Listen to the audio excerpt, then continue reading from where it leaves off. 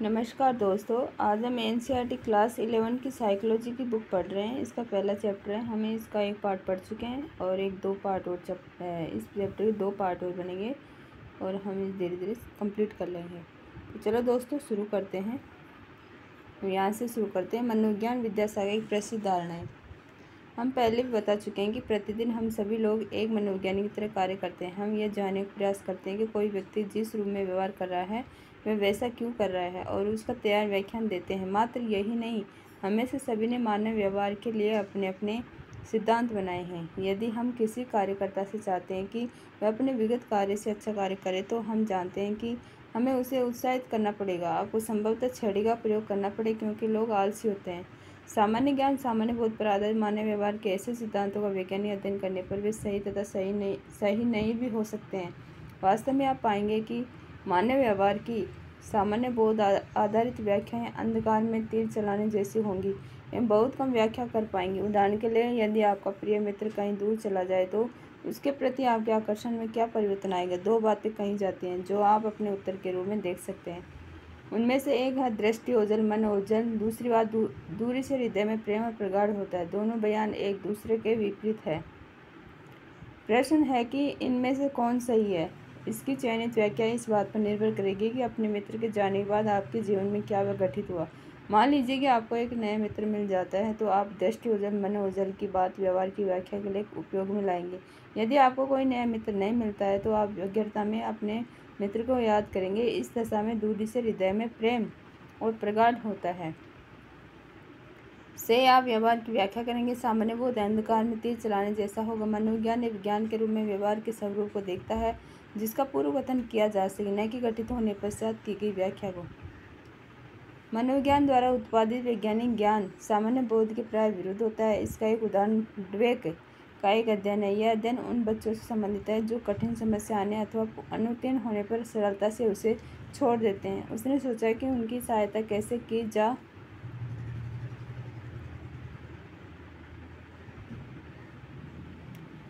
जा सकती है। सामान्य बोध के अनुसार हमें उन्हें सरल प्रश्न देना चाहिए जिससे उनके अनुत्तीर्ण होने की दर घट सके तथा उनका विश्वास बढ़ सके। इसके बाद ही उन्हें कठिन समस्याएं देनी चाहिए जिनको वे अपने नए विश्वास के साथ हल कर सकेंगे।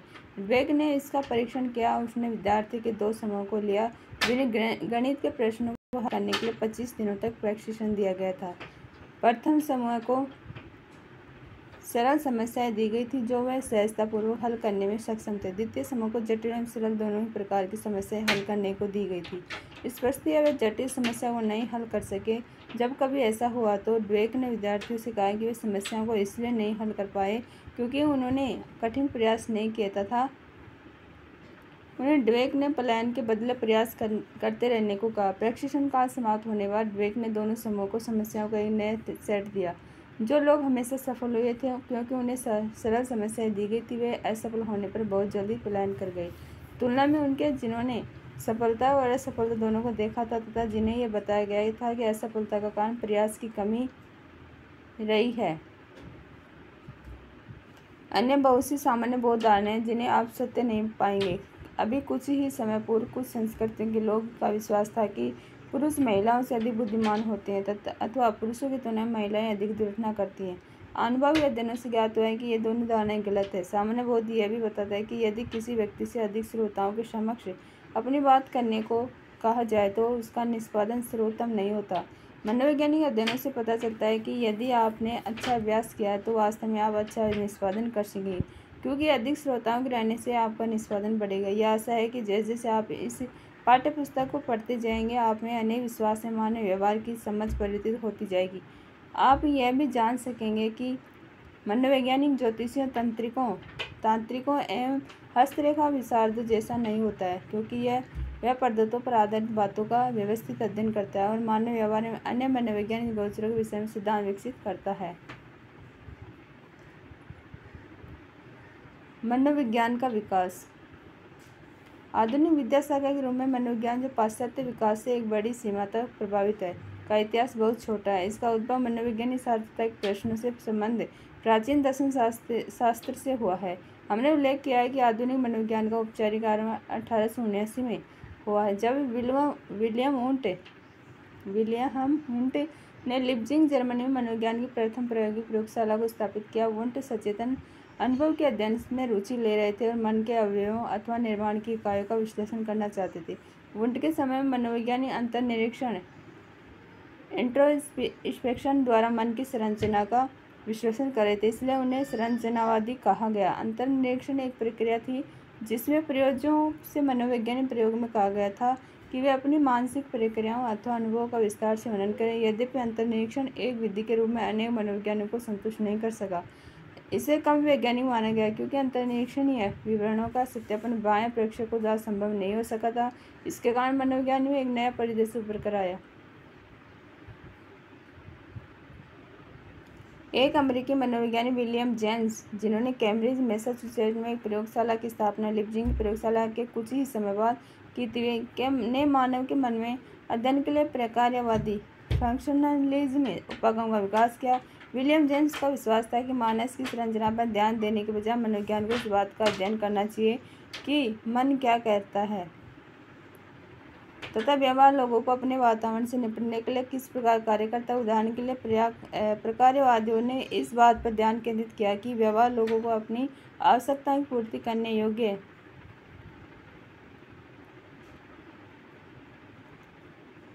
कैसे बनाता है।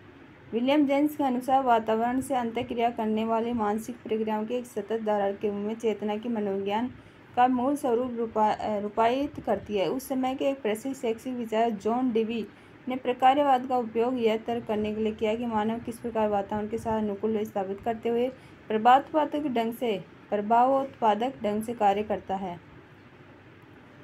20वीं शताब्दी के प्रारंभ में एक नई धारा जर्मनी में गेस्टाल्ट मनोविज्ञान गेस्टाल्ट साइकोलॉजी के रूप में वुंट की संरचनावाद स्ट्रक्चरलिज्म के विरुद्ध आई। इसने प्रात्यक्षिक अनुभव के संगठन को महत्वपूर्ण माना। मन के अवयवों पर ध्यान न देकर गेस्टाल्टवादियों ने तर्क किया कि जब हम दुनिया को देखते हैं तो हमारा प्रात्यक्षिक अनुभव प्रत्यक्षण के अवयवों के समस्त योग से अधिक होता है।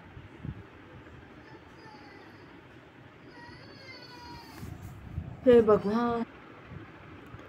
दूसरे शब्दों में हम जो अनुभव करते हैं वातावरण से प्राप्त आगतों से अधिक होता है। उदाहरण के लिए, जब अनेक चमकते बल्बों से प्रकाश हमारे दृष्टिपटल पर पड़ता है तो हम प्रकाश की गति का अनुभव करते हैं। जब हम कोई चलचित्र देखते हैं तो हम स्थिर चित्रों की तेज गति से चलती प्रतिमाओं को अपनी दृष्टिपटल पर देखते हैं। इसलिए हमारा प्रात्यक्षिक अनुभव अपने अवयवों से अधिक होता है। अनुभव समग्रतावादी होता है। यह एक गेस्टाल्ट होता है। हम गेस्टाल्ट मनोविज्ञान के विषय में प्रत्यक्षण के स्वरूप की चर्चा करते हुए अध्याय 5 में अधिक विस्तार से पढ़ेंगे।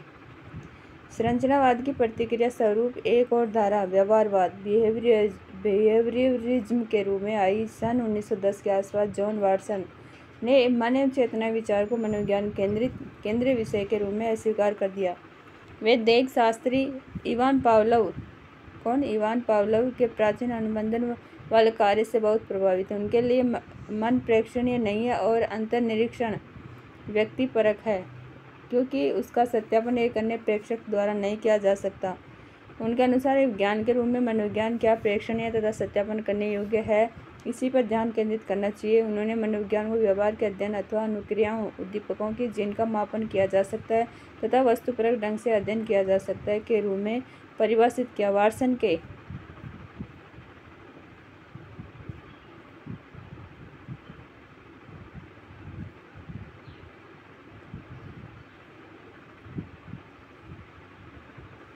व्यवहारवाद का विकास अनेक प्रसिद्ध मनोवैज्ञानिकों द्वारा आगे बढ़ाया गया जिन्हें हम व्यवहारवादी कहते हैं। इनमें सबसे प्रसिद्ध स्किनर थे, जिन्होंने व्यवहारवाद का अनुप्रयोग विविध प्रकार की परिस्थितियों में किया तथा इस उपागम को प्रसिद्ध दिलाई। हम स्किनर कार्य का इस पुस्तक में आगे वर्णन करेंगे। वाटसन के बाद यद्यपि व्यवहारवाद मनोविज्ञान में कई दशकों तक छाया रहा, परंतु उसी समय मनोविज्ञान के विषय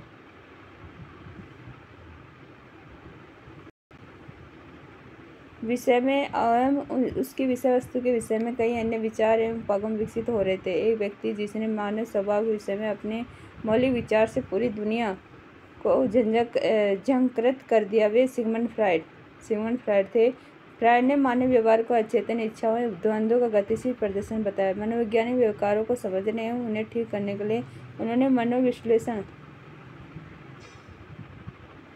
साइको एनालिसिस को एक पद्धति के रूप में स्थापित किया।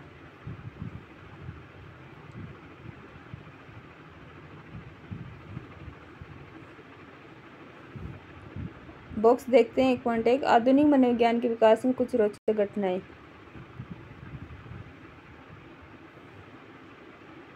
1889 विलियम वुंट ने लिप्जिंग जर्मनी में प्रथम मनोवैज्ञानिक प्रयोगशाला को स्थापित किया। 1890 विलियम जेम्स ने प्रिंसिपल ऑफ साइकोलॉजी प्रकाशित की। 1895 मनोविज्ञान की व्यवस्था के रूप में प्रकार्यवाद का स्थापना। 1900 में सिगमंड फ्रायड ने मनोविश्लेषणवाद का विकास किया। 1904 में इवान पावलोव को नोबेल पुरस्कार पाचन व्यवस्था कार्य के लिए मिला, जिससे अनुक्रियाओं के विकास के सिद्धांत को समझा जा सका। फिर आता 1905 में साइमन विने एवं साइमन द्वारा बुद्धि परीक्षण का विकास। 1912 में जर्मनी में गेस्टाल्ट मनोविज्ञान का उदय हुआ। 1916 में कलकत्ता विश्वविद्यालय मनोविज्ञान का प्रथम विभाग खुला। 1922 में मनोविज्ञान को इंडियन साइंस कांग्रेस एसोसिएशन में सम्मिलित किया गया। 1924 में भारतीय मनोवैज्ञानिक एसोसिएशन की स्थापना हुई। 1924 में जॉन बी वाटसन ने व्यवहारवाद पुस्तक लिखी, जिसमें व्यवहारवाद की नींव पड़ी।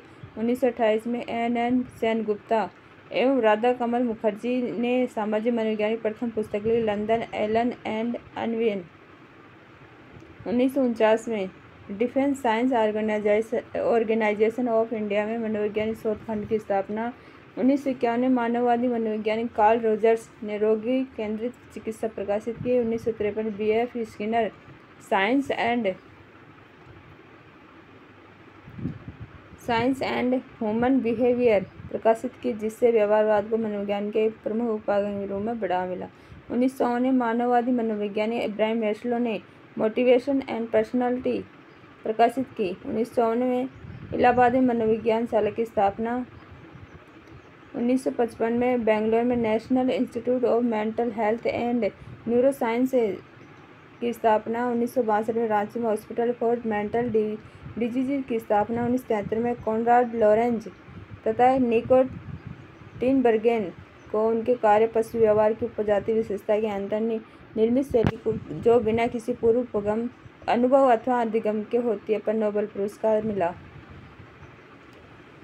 1978 में निर्णय पर किए गए कार्य के लिए हर्बर्ट साइमन को नोबेल पुरस्कार प्राप्त। 1981 में डेविड हुबल एवं टॉर्स्टेन विसल को मस्तिष्क की दृष्टि कोशिकाओं पर शोध के लिए नोबेल पुरस्कार प्राप्त। 1981 में रोजर स्पेरी को मस्तिष्क विच्छेद अनुसंधान के लिए नोबेल पुरस्कार प्राप्त।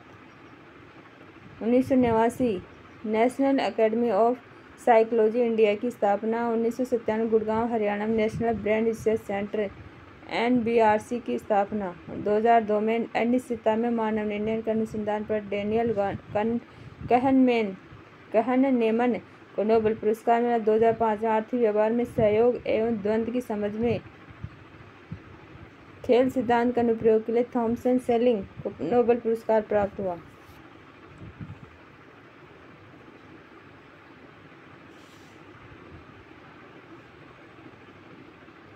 फ्रायड की मनोविश्लेषण पद्धति ने मानव स्वभाव को आनंद प्राप्ति, बहुधा लैंगिक इच्छाओं की संतुष्टि के लिए अचेतन इच्छाओं द्वारा विपरीत बताया, जबकि मानववादी परिदृश्य ह्यूमनिस्टिक पर्सपेक्टिव ने मानव स्वभाव को एक धनात्मक विचारधारा बताया। मानववादी जैसे कार्ल रोजर्स तथा इब्राहिम मैस्लो ने मानव की स्वतंत्र कामनाओं तथा उनके विकसित होने की उद्यम लालसाओं एवं अपने आंतरिक विभवों के मुखरित होने की इच्छाओं पर अधिक बल दिया। उनका तर्क था कि व्यवहारवाद वातावरण की दशाओं से निर्धारित व्यवहार पर बल देता है, जो मानव स्वतंत्रता गरिमा का न्यूनानुमान करता है तथा मानव स्वभाव के विषय में एक यांत्रिक विचार रखता है। इन विविध उपागमों ने आधुनिक मनोविज्ञान का इतिहास रचा तथा उसके विकास के विविध पक्षों को प्रस्तुत किया। इनमें से प्रत्येक पक्ष की अपनी केंद्रितता है तथा वे मनोवैज्ञानिक जटिलताओं की तरफ हमारा ध्यान आकर्षण करते हैं। प्रत्येक उपागम के अपने गुण एवं दोष हैं। इनमें से कुछ उपागमों का इस विद्याशाखा के विकास में आगे भी सहयोग रहा। गेस्टाल्ट उपागम के विविध पक्ष तथा संरचनावाद के पक्ष संयुक्त होकर संज्ञानात्मक परिदृश्य का विकास करते हैं, जो इस बात पर केंद्रित होते हैं कि हम दुनिया को कैसे जानते हैं। संज्ञान कॉग्निटिव ज्ञान होने की प्रक्रिया होता है। इससे चिंतन, समझ, प्रत्यक्ष स्मरण करना, समस्या समाधान तथा अन्य अनेक मानसिक प्रक्रियाएं आती हैं, जिससे हमारा दुनिया का ज्ञान विकसित होता है। हम दुनिया को जान सकते हैं। यह हमें इस योग्य बनाता है कि हम वातावरण के साथ विशिष्ट ढंग से रह सके। कुछ संज्ञानात्मक मनोविज्ञानी मानव मन को कंप्यूटर की तरह एक सूचना प्रक्रमण तंत्र के रूप में देखते हैं। इस विचारधारा के अनुसार मन एक कंप्यूटर की तरह का होता है जो सूचना को प्राप्त करता है, प्रक्रमण करता है, रूपांतरण करता है, संचित करता है तथा आवश्यकता पड़ने पर उसकी पुनर्प्राप्ति करता है। आधुनिक संज्ञानात्मक मनोविज्ञान मनुष्य को उनके सामाजिक एवं भौतिक वातावरण के अन्वेषणों के द्वारा अपने मन की सक्रिय रचना करने वाले के रूप में देखता है। इस विचारधारा को कभी कभी निर्मितवाद कंस्ट्रक्टिविज्म कहते हैं। बाल विकास के विषय में पियाजे का सिद्धांत, जिसकी चर्चा हम आगे करेंगे, वो मानव मन के विकास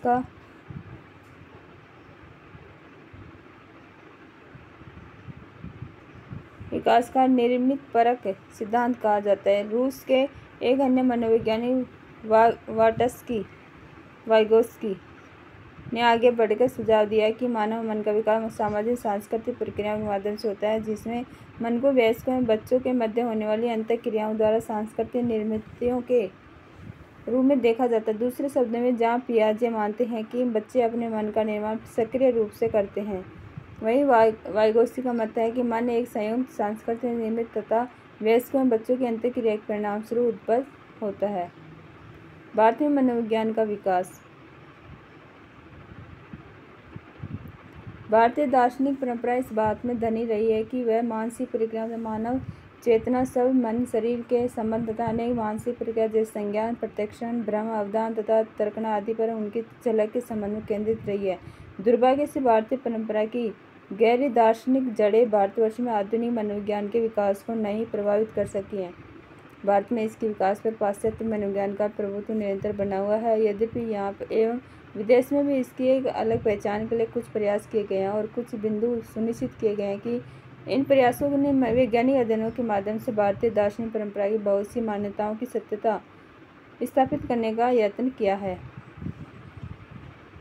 भारतीय मनोविज्ञान का आधुनिक काल कलकत्ता विश्वविद्यालय के दर्शन शास्त्र विभाग ने 1915 में प्रारंभ हुआ, जहाँ प्रायोगिक मनोविज्ञान का प्रथम पाठ्यक्रम आरंभ किया गया तथा प्रथम मनोविज्ञान प्रयोगशाला स्थापित हुई। कलकत्ता विश्वविद्यालय ने 1916 में प्रथम मनोविज्ञान विभाग तथा 1938 में अनुप्रयुक्त मनोविज्ञान का विभाग प्रारंभ किया।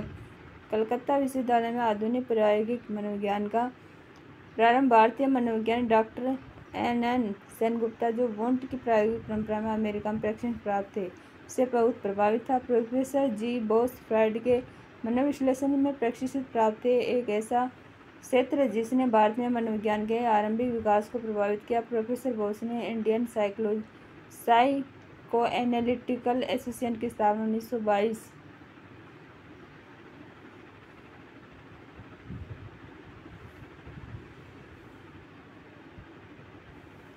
में की थी। मैसूर विश्वविद्यालय में पटना विश्वविद्यालय में मनोविज्ञान के अध्यापन एवं अनुसंधान के प्रारंभिक केंद्र प्रारंभ हुए। प्रारंभ से मनोविज्ञान भारत में एक सशक्त विद्या शाखा के रूप में विकसित हुआ।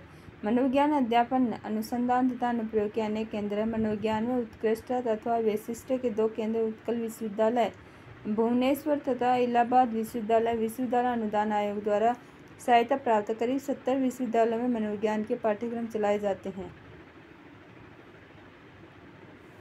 दुर्गानंद सिन्हा ने अपनी पुस्तक psychology in A third world country the Indian experience 1986 में प्रकाशित में भारत में सामाजिक विज्ञान के रूप में 4 चरणों में आधुनिक मनोविज्ञान के इतिहास को खोजा है। उनके अनुसार प्रथम चरण स्वतंत्रता की प्राप्ति तक एक ऐसा चरण था जब प्रयोगात्मक मनोविश्लेषणात्मक मनोवैज्ञानिक परीक्षण अनुसंधान पर बहुत बल था, जिससे पाश्चात्य देशों का मनोविज्ञान के विकास में योगदान परिलक्षित हुआ था। द्वितीय चरण में 1960 तक भारत में मनोविज्ञान की विविध शाखाओं में विस्तार का समय था। इस चरण में भारतीय मनोवैज्ञानिकों की इच्छा थी कि भारतीय पहचान के लिए पाश्चात्य मनोविज्ञान को भारतीय संदर्भों से जोड़ा जाए। उन्होंने ऐसा प्रयास पाश्चात्य विचारधारा भारतीय परिस्थितियों को समझने के लिए किया।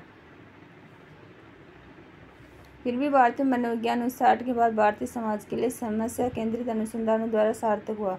मनोवैज्ञानिक भारतीय समाज की समस्याओं के प्रति अधिक ध्यान देने लगे। पुनश्च अपने सामाजिक संदर्भ में पाश्चात्य मनोविज्ञान पर अतिशय निर्भरता का अनुभव किया जाने लगा। महत्वपूर्ण मनोवैज्ञानिकों ने उस अनुसंधान की सार्थकता पर अधिक बल दिया जो हमारी परिस्थितियों के लिए सार्थक हो। भारतीय मनोविज्ञान की नई पहचान की खोज के कारण चतुर्थ चरण के रूप में 1970 के अंतिम समय में देशज मनोविज्ञान का उदय हुआ। पाश्चात्य ढांचे को नकारने के अतिरिक्त भारतीय मनोवैज्ञानिकों ने एक ऐसी समझ विकसित करने की आवश्यकता पर बल दिया जो सामाजिक और सांस्कृतिक रूप से सार्थक ढांचे पर आधारित हो। इस रुझान की झलक उन प्रयासों में दिखी जिनसे पारंपरिक भारतीय मनोविज्ञान पर आधारित उपागमों का विकास हुआ जो हमने प्राचीन ग्रंथों एवं धर्म ग्रंथों से लिए थे। इस प्रकार इस चरण की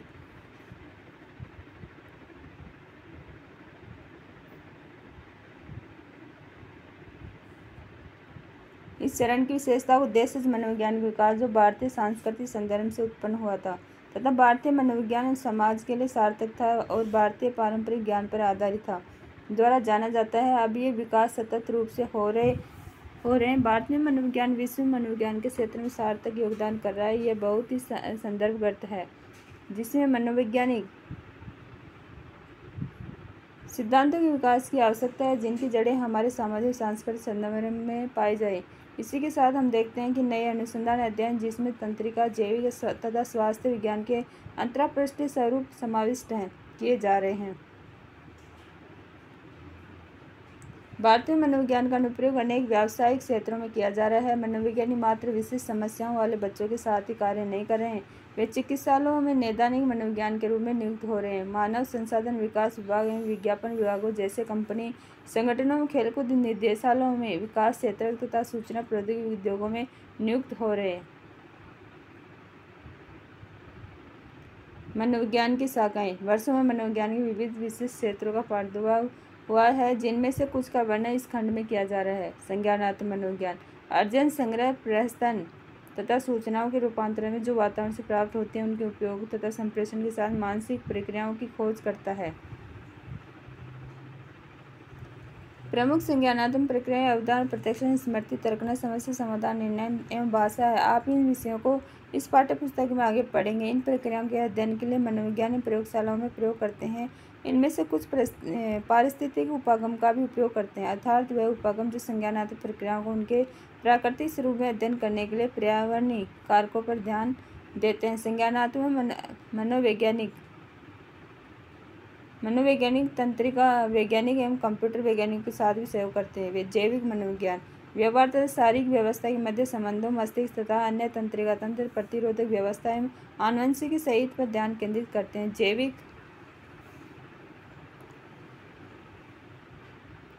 जैविक मनोवैज्ञानिक तंत्रिका वैज्ञानिक प्राणी वैज्ञानिक तथा मानव शास्त्रियों के साथ भी कार्य करते हैं। तंत्रिका मनोवैज्ञानिक न्यूरोसाइकोलॉजी अनुसंधान के क्षेत्र के रूप में उभरा है जहां मनोवैज्ञानिक एवं तंत्रिका वैज्ञानिक मिलजुल कर कार्य करते हैं।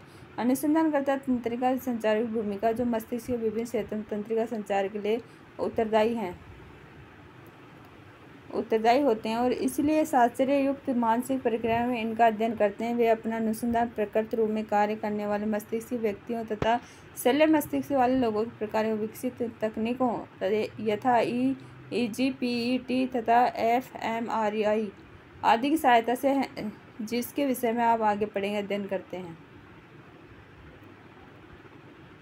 विकासात्मक मनोविज्ञान गर्भधारण से लेकर वृद्धावस्था तक के जीवन स्तर के विभिन्न आयु एवं अवस्थाओं में होने वाले भौतिक सामाजिक मनोविज्ञान परिवर्तनों का अध्ययन करता है। विकासात्मक मनोविज्ञानियों का प्राथमिक लक्ष्य यह जानना होता है कि जो हम हैं वह कैसे हुए। बहुत वर्षों तक बच्चों किशोरों के विकास पर ध्यान केंद्रित था। यद्यपि आजकल वयस्कों एवं काल प्रभावन के विषय में विकासात्मक मनोवैज्ञानिक बहुत अधिक रुचि ले रहे हैं। वे जैविक सामाजिक सांस्कृतिक तथा पर्यावरणीय कारकों जो मनोवैज्ञानिक विशेषताओं यथा बुद्धि संज्ञान समय मिजाज नैतिकता एवं सामाजिक संबंधों को प्रभावित करते हैं पर अधिक ध्यान केंद्रित करते हैं। विकासात्मक मनोवैज्ञानिक मानवशास्त्रियों शिक्षाविदों तंत्रिका वैज्ञानिकों सामाजिक कार्यकर्ताओं परामर्शदाताओं तथा ज्ञान की सभी शाखाओं जो मनुष्य की समृद्धि एवं विकास से संबंध है के साथ मिलकर कार्य करते हैं। सामाजिक मनोविज्ञान यह सम्प्रेषण करता है कि लोग अपने सामाजिक वातावरण से कैसे प्रभावित होते हैं, लोग दूसरों के विषय में कैसा सोचते हैं तथा उन्हें कैसे प्रभावित करते हैं। सामाजिक मनोवैज्ञानिक अभिवृद्धि समरूप तथा अधिकारिक प्रति आज्ञाकारिता अंतर्वैयक्तिक आकर्षण सहायतापरक व्यवहार पूर्वाग्रह आक्रोश सामाजिक अभिप्रेरणा अंतर समूह संबंध आदि विषयों में रुचि लेते हैं। अंतर सांस्कृतिक एवं सांस्कृतिक मनोविज्ञान व्यवहार, विचार तथा समय को समझने में संस्कृति भूमिका का अध्ययन करता है। इसकी मान्यता है मानव व्यवहार मात्र मानव जैविक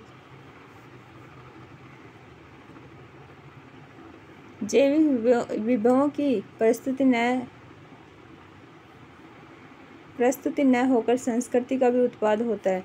इसलिए व्यवहार का अध्ययन उसके सामाजिक सांस्कृतिक संदर्भ में किया जाना चाहिए। जैसा कि आप इस पुस्तक के विभिन्न अध्याय में पढ़ेंगे, संस्कृति मानव व्यवहार को विविध रूपों में विभिन्न सीमाओं तक प्रभावित करती है। पर्यावरणीय मनोविज्ञान तापमान, आर्द्रता, प्रदूषण तथा प्राकृतिक आपदा जैसे भौतिक कारकों का मानव व्यवहार के साथ अंतःक्रियाओं का अध्ययन करता है। कार्य करने के स्थान पर भौतिक चीज़ों की व्यवस्था के स्वरूप का, स्वास्थ्य, सामूहिक व्यवस्था तथा अंतर्व्यक्ति संबंधों पर पड़ने वाले प्रभावों का अन्वेषण करता है। इस क्षेत्र में नवीन विषय के रूप में किस सीमा तक उत्सर्ग प्रबंधन, जनसंख्या विस्फोट, ऊर्जा संरक्षण, सामुदायिक संसाधनों का सक्षम उपयोग आदि जुड़े हैं, जो मानव व्यवहार के प्रकार होते हैं। स्वास्थ्य मनोविज्ञान रोगों के विकास, बचाव, निदान में मनोवैज्ञानिक कारक, उदाहरण के लिए दबाव, दुश्चिंता की भूमिका पर केंद्रित होता है। स्वास्थ्य मनोविज्ञान की रुचि के क्षेत्र दबाव तथा समायोजी व्यवहार मनोवैज्ञानिक कारकों एवं स्वास्थ्य के बीच संबंध, डॉक्टर रोगी संबंध तथा स्वास्थ्य वर्धी कारकों को बढ़ावा देने वाले उपाय हैं। नैदानिक उपबोधन मनोविज्ञान दुश्चिंता, अवसाद, खानपान, व्यतिक्रम तथा चिरकालिक पदार्थ दुरुपयोग जैसे मनोवैज्ञानिक व्यतिक्रमों के निदान एवं बचाव से संबंधित होता है। एक संबंधित क्षेत्र उपबोधन का होता है, जिसका लक्ष्य लोगों के दैनंदिन प्रकारों में लोगों की रोजमर्रा की समस्याओं को हल करने तथा चुनौतीपूर्ण स्थितियों में सामंजस्य बनाने में सहायता करके सुधार लाना होता है। नैदानिक मनोविज्ञानियों का कार्य उपबोधन मनोविज्ञानिक कार्य से भिन्न नहीं होता है। यद्यपि उपबोधन मनोवैज्ञानिक कभी कभी ऐसे लोगों का अध्ययन करते हैं जिनकी समस्याएं कम गंभीर रहती हैं। बहुत सी स्थितियों में उपबोधन मनोवैज्ञानिक छात्रों को उनकी व्यक्तिगत समस्या और जीवनवर्ती योजना के विषय में अपनी सलाह भी देते हैं। नैदानिक मनोवैज्ञानिकों की तरह मनोरोग विज्ञानी भी मनोवैज्ञानिक व्यतिक्रमों के कारणों, उपचारों तथा उनसे बचाव का अध्ययन करते हैं। नैदानिक मनोवैज्ञानिक और मनोरोग विज्ञानी एक दूसरे से कैसे भिन्न होते हैं। नैदानिक मनोविज्ञान के पास मनोविज्ञान की एक उपाधि होती है, जिसमें वह कठिन प्रशिक्षण प्राप्त करता है तथा वह लोगों के मनोवैज्ञानिक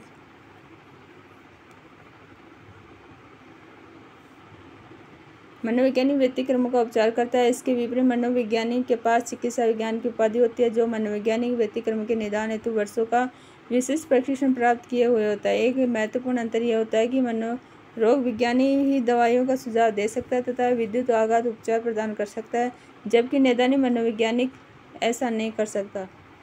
दोस्तों, आज यहीं तक पढ़ेंगे और एक पार्ट में इसको कंप्लीट करेंगे। तो थैंक यू।